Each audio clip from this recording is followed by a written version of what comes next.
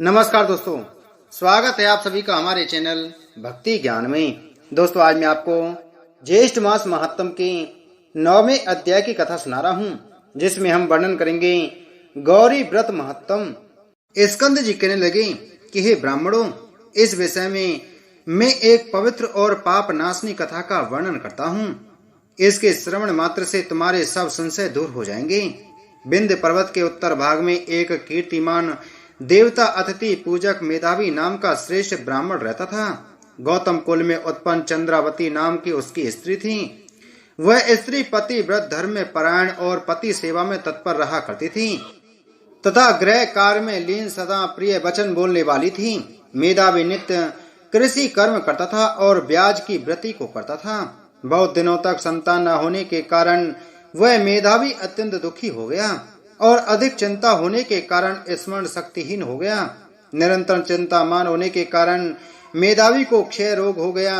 उसने रोग मुक्ति के कारण मणि मंत्र और औषधि के द्वारा विविध प्रकारों के उपायों को किया। इसके पश्चात मेधावी को दारुण गलत कुष्ठ रोग हो गया, जिससे वह ब्राह्मण श्रेष्ठ एक पक्ष मास में अधिक जीवन के विषय में निराश हो गया। देव तथा उसके अनुसार रोग को देखकर स्वयं भी उसका अनुगामी हो गया।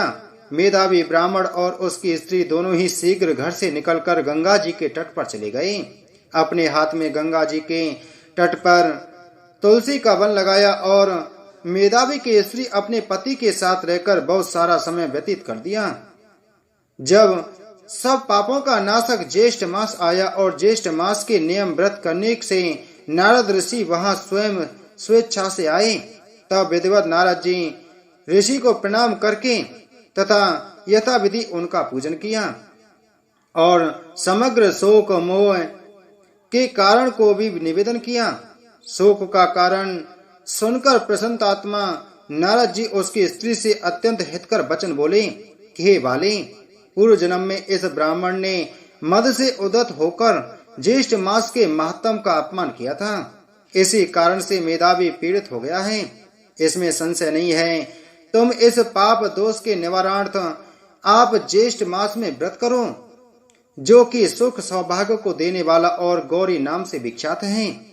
इस प्रकार नारद ऋषि के कहने पर दूरदर्शनी ब्राह्मण पत्नी चंद्रावती ने व्रत को स्वीकार कर नारद जी का पूजन किया और उपदेशक नारद जी के चले जाने पर सुश्रेणी चंद्रावती ने पृथ्वी पर नारद मुनि के कथानुसार भक्ति युक्त चित्त से व्रत को किया और व्रत के अनुष्ठान मात्र से मेधावी ब्राह्मणों में श्रेष्ठ हो गया।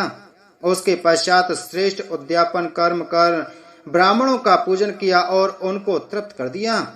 धन और अनेकों गोधन देकर अनेक विधि से पायस आदि बहुत से ब्राह्मणों को भोजन कराया और स्त्री तथा बांधवों सहित व्रत का पारण करके अपने घर आया।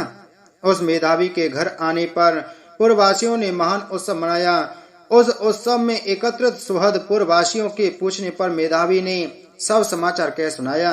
उस समय इस महात्म के श्रवण से सब विस्मित हो गए और दूसरे वर्ष के आने पर दोनों ने पुत्र के निमित्त व्रत किया। व्रत के प्रभाव से दूसरा कामदेव के समान पुत्र उत्पन्न हुआ। मेधावी ने शीघ्र जात कर्म कराकर हजारों गौ का दान दिया। ब्राह्मणों को धन वस्त्र अलंकार आदि बहुत सा धन दिया। यह देखकर बेवस्त उन पूर्ववासियों ने भी व्रत किया और व्रत के प्रभाव से समस्त पूर्ववासी मानसिक चिंता व शरीर रोग से रहित होकर सुखी हो गए। उसी दिन से इस व्रत की बहुत सी प्रसिद्धि हुई। प्रथम इस व्रत को समर्थ श्री शिव जी ने पार्वती जी से कहा और मैंने परम श्रेष्ठ व्रत रहस्य को संक्षेप में तुम लोगों से कहा।